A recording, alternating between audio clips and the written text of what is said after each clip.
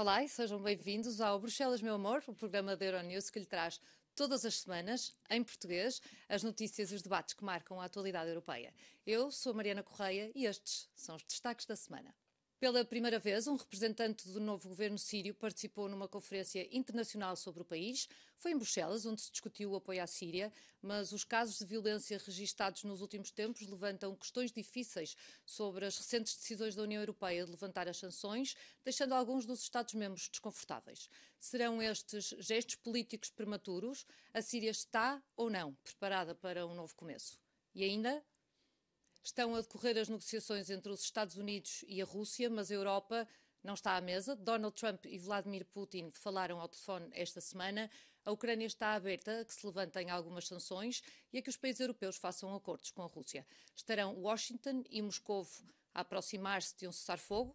Como é que os ucranianos imaginam um acordo de paz duradouro? São muitas as perguntas para fazer aos meus convidados de hoje, que passo agora a cumprimentar. Francisco Assis, eurodeputado do Partido Socialista no Parlamento Europeu. Obrigada por estar aqui connosco. Isabel Marques da Silva, jornalista da Euronews. E Henrique Brunet, especialista em assuntos europeus e internacionais. Obrigada por estar aqui connosco. Obrigada aos três. Antes de começarmos o nosso debate, vamos primeiro ver o que se destacou esta semana.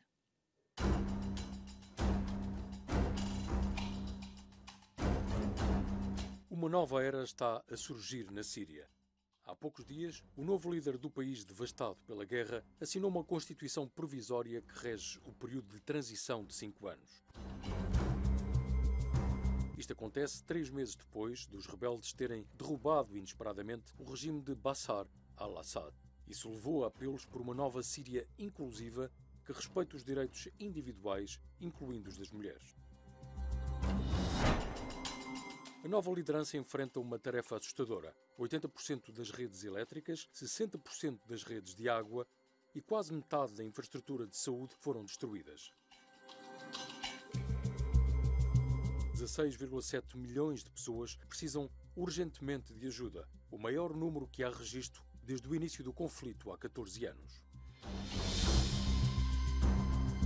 Mas a Síria continua a ser abalada pela violência. No início de março, as forças de segurança mataram quase 1.500 civis, a maioria deles membros da minoria alauíta, à qual pertence a família Assad. É esta a justiça para as vítimas e sobreviventes prometida pelos novos governantes? O processo de cura e superação da divisão é realista ou apenas um sonho?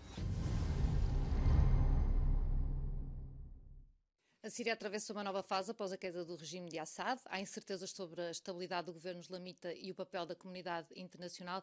Henrique, pergunto-lhe qual é a importância da Síria no contexto das relações internacionais no Médio Oriente?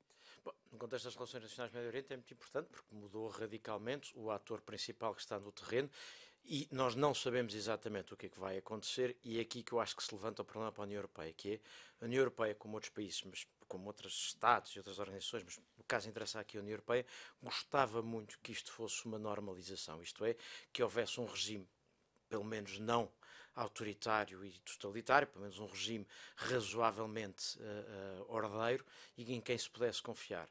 Há aqui um risco de precipitação e de acharmos que de facto é aquilo que não é ainda. Portanto, a peça fundamental é para a Europa, que está rodeada de vários problemas, a Síria poder normalizar seria uma boa notícia. Os factos indiciam de que talvez não seja ainda uma normalização e mesmo que venha a ser, sobram problemas no terreno, porque o que sobra dos restos do ISIS, mesmo que este regime não venha a ser a sua continuação, continua no terreno. E, portanto, a Síria vai continuar a ser problemática. Agora, os europeus gostavam muito de não ter que ter isso como na sua prioridade, porque tem várias outras na agenda. Isabel, como é que esta mudança de regime pode afetar a segurança da União Europeia? Eu acho que, pegando na questão da precipitação, foi logo muito mau sinal, penso eu, que alguns Estados-membros, nomeadamente a Áustria, mesmo a Bélgica, a Alemanha, quando houve a mudança de regime, imediatamente terem começado a dizer que se calhar já é momento de começarmos a reenviar os refugiados para a Síria, quando sabemos que há um risco enorme de uma guerra civil novamente e que as estruturas existentes são exatamente o contrário, inexistentes. Portanto, eu acho que a União Europeia diz sempre vamos continuar a dar apoio à Síria, porque a Síria é importante para a estabilização da região e para os interesses da União Europeia, também na ligação com os Estados Unidos, com a Rússia e com a Turquia, E eu terminaria por dizer que a relação da União Europeia com a Turquia é também aqui fundamental. Eu acho que é importante encontrar um melhor diálogo com a Turquia, porque é um ator absolutamente importante na estabilização da Síria e porque alberga muitos dos refugiados. A Turquia e o Líbano. Sim, mas o Líbano tem uma situação, é um país mais fragilizado e, portanto, a Jordânia também tem um papel absolutamente importante e sempre que a União Europeia retirou ou diminuiu os fundos para a ajuda humanitária, teve refugiados a procurarem ajuda depois na Europa e, portanto, tem essa consciência. Agora, a Turquia tem aqui um papel geoestratégico absolutamente importante também na confluência com a Rússia e, portanto, acho que é importante melhorar o diálogo da União Europeia com a Turquia.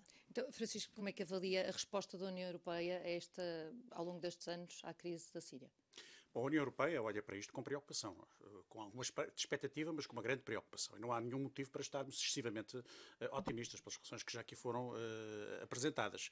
A Síria viveu sob um regime terrível. As primeiras imagens que nós tivemos a oportunidade de ver após a queda de Assad são imagens que revelam um regime monstruoso, o que se passava nas prisões, as torturas, o grau de sofrimento infligido às pessoas ultrapassa tudo até aquilo que é imaginável, das situações mais trágicas dos nossos tempos. Portanto, não há dúvida que os sírios se libertaram de um regime hediondo. Agora, é evidente que se libertaram aqui várias forças que estavam controladas por uma repressão brutal. Temos, por um lado, uma nova liderança que aparentemente está a fazer um esforço para abandonar a sua matriz anterior, de ligação precisamente ao islamismo mais radical. E a União Europeia procura acompanhar esse esforço que aparentemente está a ser feito pela nova liderança, mas também não temos nenhuma garantia de que isto vá prosseguir. Quando ouvia agora aqui no texto introdutório as referências aos direitos individuais, às questões das mulheres, bom, isso é uma coisa muito fora do quadro mental prevalecente na Síria. Isso coloca-nos uma outra questão, que é como é que nós lidamos com países que têm quadros mentais completamente diferentes dos quadros mentais ocidentais. É possível exportar a democracia, é possível impor a democracia. Já verificamos que não é. A democracia, de facto, temos que apoiar aqueles que lutam pela democracia, mas exportar a democracia normalmente provoca situações muito, muito negativas. Temos agora também os relatos recentes da perseguição do massacre dos alauítas. Temos a minoria cristã, que também está aterrorizada com o que se está a passar, porque apesar de tudo eram minorias que eram relativamente protegidas no regime anterior, porque também era do interesse deles fazê-lo. Temos a questão dos drusos, que é uma questão que, por exemplo, tem uma especial importância para os israelitas, que estão a olhar para isto com enorme atenção e a ver como é que isto se passa, porque isto também lhes diz diretamente a respeito. Temos a questão dos curdos, que também é um outro tema que os curdos são um povo em relação aos quais nós temos de ter uma preocupação sempre especial pelo papel que eles têm vindo historicamente a desempenhar naquela região e foram muitas vezes abandonados por nós ocidentais. E por fim eu estou de acordo com a questão da Turquia, isto é, tem que haver aqui também uma preocupação de natureza geopolítica, não é? E hoje a Turquia, por razões diversas, porque tem esta influência enorme na Síria, porque pode ser um papel fundamental na reestabilização daquela zona no mundo, pelo conflito que temos com a Rússia, com a questão da Ucrânia, a Turquia ganhou aqui, de facto, uma importância muito grande e nós temos que olhar para estas coisas com uma dupla dimensão, preocupação com a promoção dos direitos e, ao mesmo tempo, temos que olhar do ponto de vista geopolítico. Portanto, Henrique, muito rapidamente, isto é um xadrez muito complexo. Eu acho que o ponto da preocupação geopolítica é o que nos altera aqui. Se nós estivéssemos a ter esta conversa há 5 ou 10 anos, o discurso europeu provavelmente seria: vamos apoiar o processo que está a acontecer, vamos ser exigentes com o novo regime, temos uns instrumentos financeiros e outros até de soft power para apoiar o novo regime, mas seremos intransigentes se não não houver democratização, até se falaria dos direitos das mulheres e seria a agenda toda típica de que estaríamos a falar há 5 anos atrás. Hoje, a nossa circunstância é completamente diferente. É o que Francisco Assis dizia, olhar para a Turquia, é olhar para a Turquia e dizer: nós precisamos da Turquia. O facto da Turquia andar a prender o regime turco prender o Presidente da Câmara de Istambul preocupa-nos, mas não nos permite ignorar que a Turquia está geograficamente onde está, que ao ver os Estados Unidos aproximarem-se da Rússia, quer aproximar-se da Europa, porque a sua relevância geopolítica depende também de uma tensão com a Rússia e, portanto, tem interesse em estar próxima de nós, e nós olhamos para este cenário e dizemos: temos que pensar de uma maneira diferente da que pensávamos há uns anos.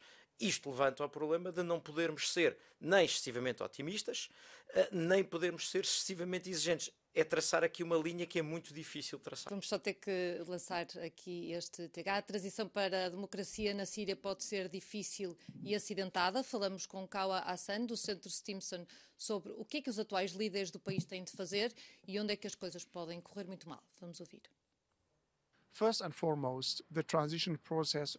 Em primeiro lugar, o processo de transição deve ser inclusivo nos atos e não apenas nas palavras. O governo deve incluir representantes de todas as comunidades na Síria, não apenas do grupo que pertence ao atual presidente. E, ao mesmo tempo, o governo sírio deve responsabilizar os grupos armados que cometeram massacres em áreas costeiras contra os alevis. Caso contrário, voltaremos à estaca zero na Síria. E as coisas devem sair completamente do controle. Isso levará a uma nova vaga de migração e de refugiados para a Europa. E essa é a última coisa que atualmente a Europa quer ver a sair da Síria. A guerra civil provocou a crise migratória de 2015 e de 2016. Há 6 milhões de deslocados internos e também de refugiados. Isabel, será que o Pacto das Migrações, que vai entrar em vigor em 2026, é suficiente para travar uma nova crise migratória?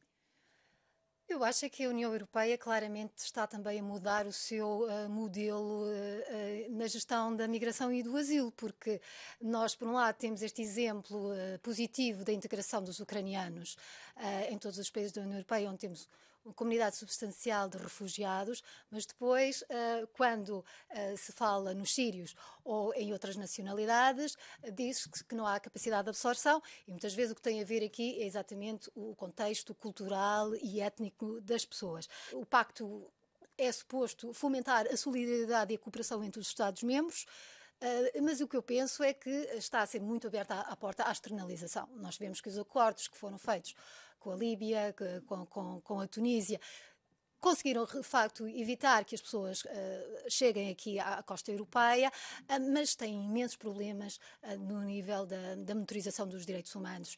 E acho que essa nódoa pode ser difícil depois de apagar da União Europeia. E no caso da Síria, eu acho que a União Europeia, além de trabalhar com as forças da sociedade civil, porque isso também é muito importante, é óbvio que são muitas minorias diferentes e que não se pode exportar o modelo democrático que temos aqui, mas o soft power e o empoderamento da sociedade civil é muito importante. E será também um trabalho difícil para a União Europeia continuar a apoiar a Síria enquanto não houver uma estabilização do Médio Oriente. Quando nós temos a situação a Gaza a dividir as atenções, os recursos e as negociações de todos os atores implicados, temo que os refugiados que cá estão vão continuar a sentir algumas dificuldades de integração e se calhar os que querem vir vão ter dificuldade em conseguir ter a porta aberta. Francisco, os socialistas e democratas demonstram algumas preocupações e até críticas a este Pacto das Migrações. Quais são? Tem que ver muito com aquilo que acabou de ser dito, isto é, a questão dos direitos humanos, nomeadamente quando nós criamos mecanismos para manter estes refugiados em campos fora da Europa, o caso da Tunísia, o caso da Líbia, são casos paradigmáticos, porque está hoje provado que não há ali o respeito dos direitos humanos de acordo com as nossas exigências. Eu creio que este tema vai ser um dos temas marcantes dos próximos anos na Europa. Porquê? Porque nós não conseguimos, de um momento para o outro, definir que o problema da imigração se vai resolver. Curiosamente, a pressão migratória na Europa é muito inferior à pressão migratória nos Estados Unidos. A pressão migratória. Os americanos têm o volume de pessoas o número de pessoas que todos os anos procuram chegar através da fronteira sul dos Estados Unidos, entrar no país, é muito mais elevado que aqueles que pretendem entrar na Europa. Aqui há duas questões de facto que se colocam, que é a questão, por um lado, da dimensão, mas por outro lado também a dimensão da integração de pessoas oriundas de espaços culturais ou quase civilizacionais diferentes do nosso. E daí que haja respostas distintas. Isso, num primeiro momento, é natural. O que tem que haver depois é também um esforço enorme de integração.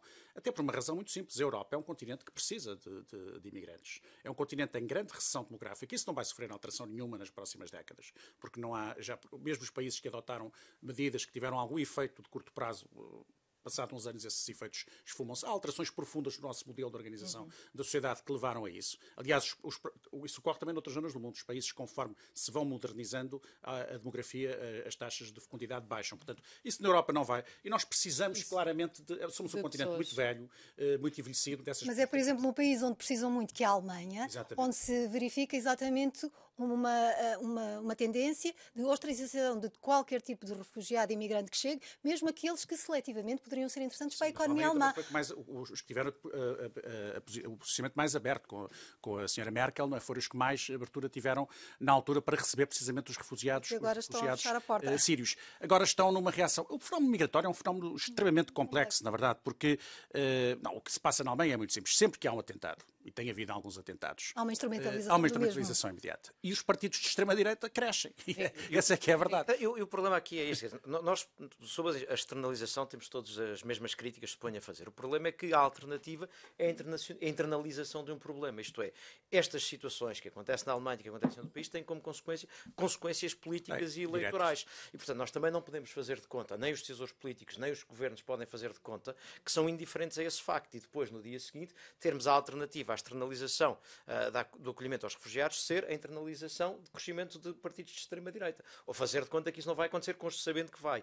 E, portanto, esse facto faz com que se esteja à procura de respostas. Depois há aqui outro problema, é que há casos em que temos refugiados claríssimos, quando as pessoas fogem da guerra na Ucrânia, quando as pessoas fogem da guerra na Síria, é uma evidência que estamos perante refugiados. E depois temos uma situação... E temos obrigação até. E que temos obrigação legal, embora tenhamos aquela dúvida que é se passarem antes por um sítio que seja seguro, podem e legalmente devem ficar aí. Agora, temos outro problema. Isso, por exemplo, levanta o problema dos britânicos. Quando os britânicos dizem nós não temos nada a receber refugiados, porque um refugiado que está em França já está num sítio mais do que seguro. E, na verdade, um refugiado que está em França a querer ir para a Inglaterra quer ir melhorar economicamente, o que é absolutamente legítimo, mas está numa figura diferente. E isso levanta-nos o nosso problema do acolhimento, que é as pessoas quando vêm como refugiados nestas situações são claramente refugiados e sobre isso é uma evidência. Mas depois temos muitos casos em que vêm pessoas que são, nos casos, refugiados, noutros casos fazem aquilo que ao longo da história, ao longo dos tempos se fez sempre, que é ir à procura de uma vida melhor. São imigrantes económicos. O que é que nós temos? Temos um problema europeu que é muito difícil de resolver. Que estas pessoas, quando chegam, não podendo ser avaliada a sua situação e não podendo ficar detidas, entram numa situação de limbo em que acabam a circular pela Europa. Isto levanta-nos um problema, que é porque é que se quer a externalização? Vamos travá-los antes, para que só passem a entrar dentro da Europa os que efetivamente são ou refugiados ou imigrantes económicos que podem ficar. Mas a União Europeia tinha a opção de reforçar os mecanismos internos e conseguir fazer a sua própria triagem. E agora só fazer aqui o link com a ligação com o tema da Síria. Por isso é que com esta pressão, de repente, os líderes europeus adoravam poder mostrar, estão a ver os refugiados, resolvido o problema, estão a sair embora. E entraram naquela precipitação. Isto é bastante mais complicado do que nós todos gostaríamos que fosse. Isto é um ótimo debate. O novo governo sírio prometeu resolver os crimes recentemente cometidos nas zonas costeiras do país e levar os presumíveis autores a tribunal, mas há dúvidas sobre isso e sobre o funcionamento do sistema judicial. Falamos com Mariana Carcautelli, advogada de Direitos Humanos em Damasco, para saber mais sobre este assunto, e ela chama-nos a atenção para um pormenor muito revelador. Vamos ouvir.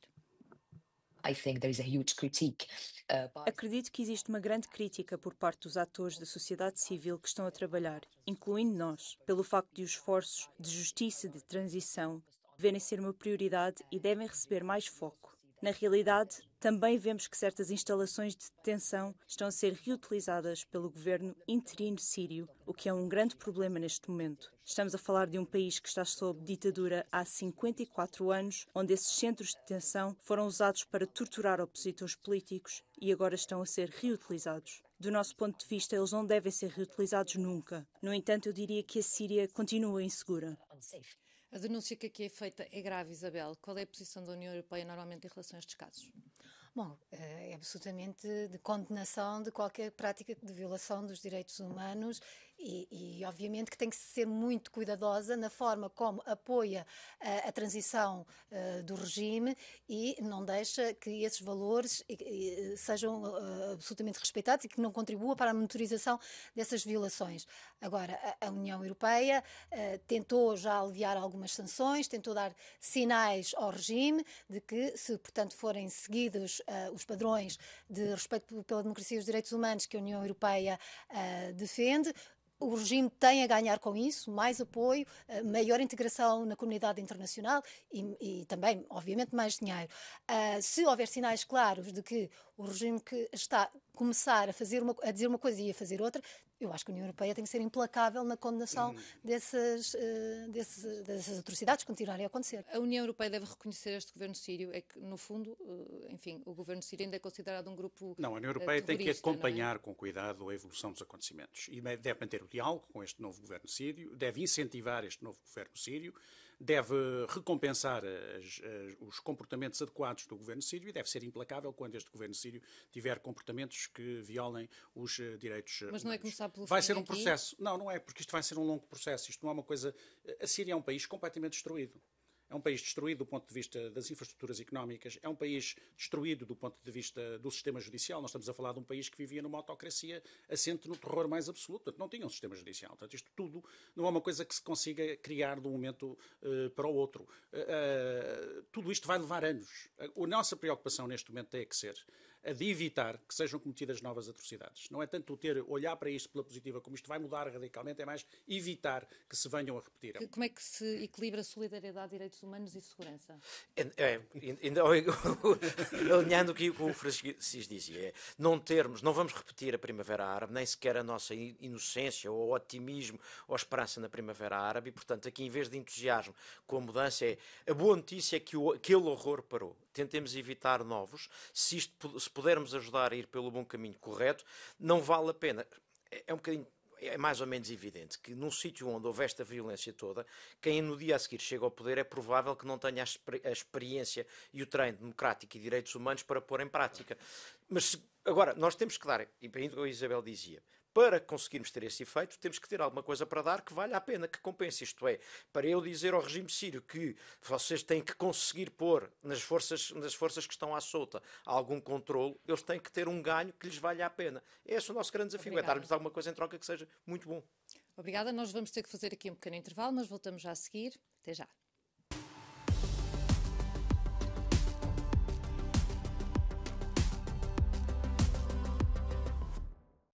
Bem-vindo de novo ao Bruxelas, meu amor. À medida que as conversações sobre o cessar-fogo entre a Ucrânia e a Rússia ganham força, as organizações de defesa dos direitos humanos têm sublinhado a importância de garantir que a justiça seja cumprida e que os crimes de guerra não sejam esquecidos. Haverá o risco de Trump e Putin chegarem a um acordo que faça exatamente o contrário? Isabel, as negociações de paz sem um dos principais atores à mesa não é inédita na história, mas também não é muito comum vermos uma negociação destas sem a Ucrânia à mesa. Isto poderá levar a um acordo de paz, enfim, seguro? Eu acho que não existe uma negociação de paz neste momento, existe uma operação de charme do presidente dos Estados Unidos, que já tinha no seu primeiro mandato uma enorme admiração por Putin e que agora entendeu que ostracizar os seus aliados tradicionais valia a pena para ganhar as boas graças de Vladimir Putin. O que eu penso é que a União Europeia tem duas pessoas em posições importantes, que é Kaja Kallas como representante para a política externa e também Kubilius, com o comissário para a política industrial de defesa, que vão tentar talvez conseguir que a União Europeia não perca de todo a face nesta situação, porque têm sido eles que têm mobilizado os outros Estados-membros que continuam a vacilar bastante, embora digam, não, nós queremos estar à mesa, nós queremos fazer parte, mas tirando o presidente Macron, pouco se tem visto. Vamos ver se talvez com a aliança franco-alemã, com o eixo a ganhar outra vez velocidade e com a posição do futuro chanceler Merz, portanto, mais robusta, a União Europeia consegue ter de facto uma palavra numa eventual negociação que ainda não existe. Henrique, um comentário sobre estas conversações? Eu acompanho aqui parte do que a Isabel disse, parte não acompanho. Resumiria isto, não tenho a certeza que sejam negociações e não tenho a certeza que sejam de paz, de cessar-fogo. Isto é, aquilo que a Rússia está a pedir é o que se pediria eventualmente para um fim da guerra, não numa fase de cessar-fogo, nomeadamente, por exemplo, parar o envio de apoio militar, é um absurdo, e aquilo que está a acontecer não são as negociações típicas, porque pode haver negociações sem uma das partes à mesa, o que não é normal é que um dos aliados de repente vira as costas a quem esteve a apoiar e negocia nas suas costas os seus interesses, desconsiderando-os, desprotegendo-os. É isso que nós estamos a assistir. Portanto, esta é a parte em que concordo. A parte onde discordo é que eu acho que tem havido dentro da União Europeia vários Estados que têm tido posições corretas, não são só a França. Macron, aliás, ao princípio disse ultimamente está no sítio certo, mas os bálticos, os nórdicos têm estado no sítio certo, a Polónia tem estado no sítio certo. E aqui parece-me que isto é um tema onde o pivô tem que estar no Conselho. Isto é um tema de segurança europeia. Não está a ser só negociada a paz na Ucrânia, está a ser negociada a segurança na Europa. A Europa, Francisco, que não está à mesa. Mas que tem respondido. Eu também estou de acordo com esta consideração que o Henrique acabou de fazer. A Europa tem correspondido. A Europa parte de uma situação muito desvantajosa neste processo todo. Também ninguém estava à espera verdadeiramente que isto sucedesse, porque o grande problema aqui é que o principal aliado tornou-se no grande traidor. Será que não? Nós já tínhamos tido a experiência dele no anterior mandato. Não estávamos com a expectativa que ele voltasse. Não é? Não, e voltando a este nível. E voltando a este nível, de facto. Portanto, isto é aqui a questão. Isso sim é muito raro na história da política internacional, das relações internacionais, que é, de facto, o principal aliado a traiçoar completamente. Já aconteceu, mas agora é este nível. Portanto, de repente, a Europa vê-se com uma responsabilidade enorme. E, apesar de tudo, a Europa vai reagindo. Há vários países europeus que têm tido um comportamento exemplar. Eu também acho que é a nível do Conselho que isto tem que ser tratado. Tem que ser os vários governos nacionais que têm que se entender. A Comissão Europeia tem estado bem. O Parlamento Europeu também, do meu ponto de vista, tem sido um alicerce da posição europeia. Agora, é evidente que há aqui há duas questões distintas. Há uma questão no imediato, que é preciso continuar a apoiar a Ucrânia, porque é muito fácil acabar com uma guerra, uma das partes desiste. Mas isto é uma solução que é a rendição. A rendição termina com uma guerra. Não é isso que nós queremos, como é evidente. Isso seria dramático para a Ucrânia, seria terrível para o futuro da Europa. Portanto, a União Europeia, por um lado, tem que neste momento estar a suprir as faltas, aquilo que corresponde a uma falta de presença americana, o que não é fácil, e por outro lado há uma resposta a médio prazo que está a levar a uma refundação da Europa no domínio das políticas de segurança e defesa. E também aí há um caminho importante que já foi percorrido nos últimos meses. Eu diria até que, surpreendentemente, a Europa tem estado à altura das suas responsabilidades. Agora, se isto se vai manter por muito tempo, acho que este novo chanceler alemão, desse ponto de vista, é bastante mais interessante que o anterior, e, portanto, eu julgo que isto que vai contribuir para reforçar o papel da Europa neste processo. Depois há uma coisa, a Europa somos países democráticos. Temos que manter aqui sempre esta ligação com a opinião pública, e é que se vai decidir muito o futuro disto, que é a opinião pública europeia. De certa maneira estava desabituada da necessidade de fazer estes esforços, vai mudar de atitude, está a responder bem. Vamos ver se conseguimos manter isto por mais tempo. Exatamente. Perguntámos a Donald O'Connor, cientista político irlandês, sobre o que leva Putin a alinhar com Trump e qual o desejo de Trump de trazer Putin de volta à ribalta. Vamos ouvir. Os americanos não estão a aplicar o mesmo nível de influência sobre a Rússia. Portanto, a Rússia tem muito menos incentivo agora para negociar. É por isso que vimos os ucranianos assinarem um cessar-fogo incondicional de 30 dias, enquanto Vladimir Putin essencialmente disse não. Ele disse sim, em princípio, mas a quantidade de qualificações e condições é tão longa que, efetivamente, um não. Eles não cederam uma única coisa. A Ucrânia está numa posição nada invejável agora, porque os russos querem o seu território e os americanos querem os seus recursos. Por enquanto, não são fortes o suficiente para preencher o vácuo deixado pelo desinteresse americano. Isabel, concorda que os europeus não são assim tão fortes?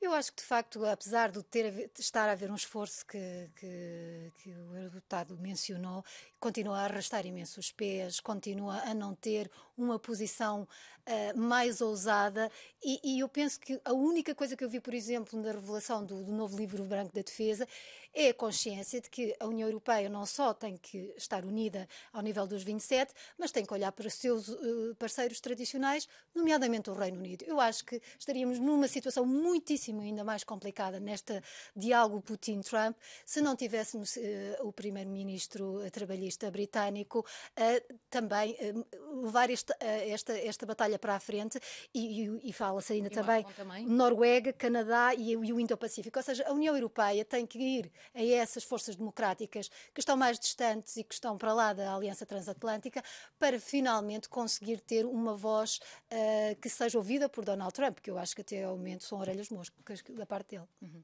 O programa tem de terminar por aqui. Obrigada aos meus convidados e obrigada a si por assistir. Até já.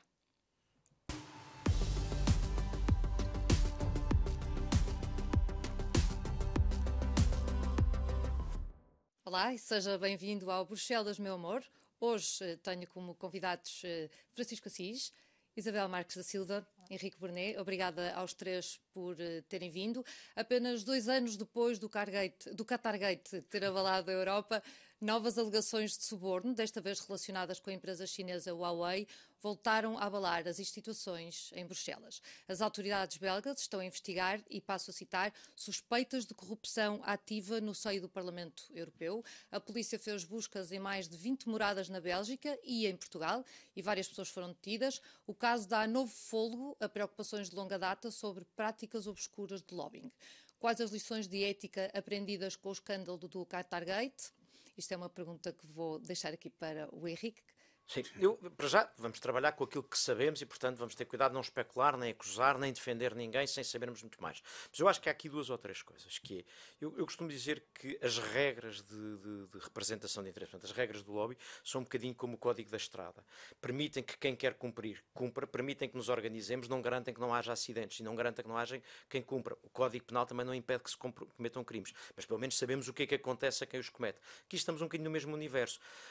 Isto é uma prova claríssima do poder que o Parlamento tem. Talvez às vezes sirva para as pessoas de vez em quando perceberem que se o Parlamento fosse irrelevante, não aconteciam este género de coisas. E é provável, é possível que algumas das regras e alguma da atenção pós-Qatargate tenha permitido chegar aqui. Agora, há 2 coisas para mim que me parecem importantes. Não haverá nunca ausência de corrupção no mundo. O que nós podemos ter é regras de transparência para podermos ver mais. Ponto 1. 2. Há um desafio que se coloca muitas vezes aos deputados, que é o de também serem eles a estar alerta ao que está à sua volta. Isto é, muitas vezes o que pode chamar a atenção é quando se começa a achar estranho posições de certos membros do Parlamento. Dizer, porquê que este deputado... Por exemplo, o caso da Eva Kaili, para mim, era notório. Aquela deputada tem posições que são estranhíssimas para uma deputada grega socialista. E isso deve chamar a atenção. E, portanto, noutros casos, neste caso é um deputado do PPE italiano, que provavelmente, se calhar, a certa altura pode chamar a atenção. Dizer, porquê que este deputado tem esta posição insistentemente? Porque muitas vezes esse é o que chama a atenção. É porque é que há alguém que está a sair do seu caminho. E é isso que nos vai poder descobrir que saiu do seu caminho, saiu do que seria o caminho normal, porque teve outro interesse. Não há muitas outras maneiras de descobrir isto, porque não há nenhum registro de transparência onde alguém vá pôr que teve uma reunião com a pessoa X que lhe ofereceu não sei quantos milhares de euros. Isso nunca vai acontecer. Gostaria de voltar ao domínio político das instituições europeias, onde as alegações tiveram lugar. Falámos com Alberto Almano, professor de Direito Comunitário da Faculdade de Estudos Comerciais de Paris, sobre o ambiente político em que, aparentemente, prosperam estes esquemas de influência. Vamos ouvir. Há uma cultura de impunidade que se tem vindo a formar ao longo do tempo, mas essa é a responsabilidade dos partidos políticos, não é a responsabilidade da instituição. A instituição é apenas o último recurso para intervir e sancionar comportamentos que o partido político deve ter, em primeiro lugar, prevenindo que aconteça através da seleção de diferentes tipos de candidatos ao Parlamento Europeu, do controle do comportamento dos deputados, da denúncia e sanção desses comportamentos. Mas, uma vez que os partidos políticos não estão a fazer o seu trabalho, todos olhamos para o próprio Parlamento Europeu como uma instituição e para a União Europeia como guardiã da conduta ética dos seus membros. Francisco, pergunto-lhe, concorda com a culpa dos não. partidos? A culpa é em concreto das pessoas que cometem estes crimes, como é evidente. Primeiro, não concordo nada com a ideia de que a impunidade tem vindo a aumentar. Pelo contrário, isso é completamente falso. A impunidade tem vindo a diminuir e drasticamente. Hoje temos um regime de registros de interesses completamente diferente do que tínhamos há muitos anos atrás. Sim, há 12 mil lobistas. Qualquer pessoa que eu, quando recebo, seja quem for, tenho imediatamente que comunicar ao Parlamento que determinada pessoa me solicitou uma reunião comigo, seja em que setor for, seja uma questão económica, seja uma questão de direitos humanos, seja uma questão de outra ordem qualquer, eu tenho que dar essa informação. Mas, como o Henrique referiu e bem, por melhores que sejam os sistemas de controle, haverá sempre quem tenha comportamentos ilícitos. Isso acontece na sociedade em geral e acontece também, infelizmente, na vida política. Mas é preciso avaliarmos qual é a intensidade disto, qual é a dimensão disto. E o que verificamos foi, nos últimos anos, tivemos, de facto, um caso grave, e até particularmente grave. O Qatargate é especialmente repugnante porque se passa, sobretudo, em torno de uma subcomissão, que é a Subcomissão de Direitos Humanos do Parlamento Europeu, que é uma coisa que é quase impensável que haja um fenómeno de corrupção envolvendo uma subcomissão de direitos humanos, e aconteceu. Mas foi detectado foi detectado do ponto de vista legal, judicial, foi tratado e neste momento, este caso também não quero estar a comentá-lo muito porque não conheço os pormenores, mas estou certo que nós neste momento já temos estes mecanismos. Eu acho que é grave, eu acho que não temos os mecanismos todos que deveríamos ter. Eu acho que, apesar de ter havido...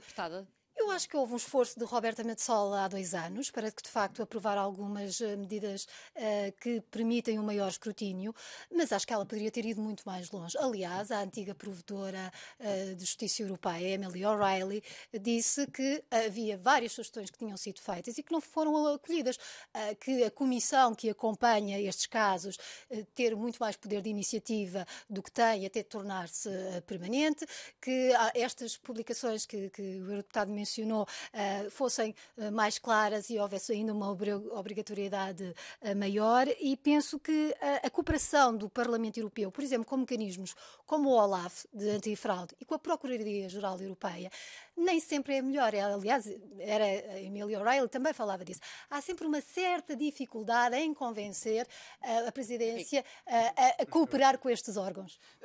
Há mecanismos que se podem acrescentar, mas estamos sempre a ir na mesma linha, que é aumentar a transparência. E, portanto, se me disserem, há mecanismos de aumento de transparência que devem ser introduzidos, concordo. Hoje em dia, por exemplo, há 5 anos isto não existia. Hoje em dia vai à página do deputado Francisco Assis e vê exatamente isto que o deputado estava a dizer. Com quem reuniu. E antigamente ainda não estava isto. Na Comissão já tem um determinado nível, não tem a todos os níveis. Pode aumentar a nível de exposição. Mas há outra coisa que nem no Qatar Gate se disse, e aqui ainda é muito cedo para saber, que é qual é que foi a consequência. Porque o que é preciso perceber é, de facto, foram eficazes, isto é, corromper 5 ou 6 deputados, como terá sido o caso no Qatar Gate, teve efeito ou não? Porque naquele caso parece-me que é particularmente preocupante, porque terá conseguido que a Subcomissão de Direitos Humanos ignorasse e fechasse os olhos no caso do Qatar. Mas também não pensarmos que daqui resulta que temos um Parlamento corrupto, porque não temos. E convém não desequilibrarmos esta análise. Agora, de qualquer forma, o segundo caso em 2 anos é um pouco grave. Se nós chegarmos à conclusão de que encontramos uns bilhetes de futebol e uns telefones, temos um nível de gravidade. Se chegarmos à conclusão que encontramos sacos de dinheiro, temos um nível de gravidade completamente diferente. E se chegarmos à conclusão que houve alteração legislativa por essa via, temos uma consequência. Se chegarmos à conclusão que houve uns deputados que disseram umas coisas, mas que o processo legislativo seguiu o seu caminho, é outro. O programa fica por aqui. Obrigada a si que também está desse lado e que nos fez companhia. Se quiser saber mais sobre estes ou outros temas, ou deixar-nos as suas sugestões ou comentários, escreva-nos para bruxelasmeuamor@euronews.com. Nós voltamos em breve com mais notícias, sempre em português, aqui na Euronews, porque Portugal também tem uma voz na Europa. Fique bem, até lá.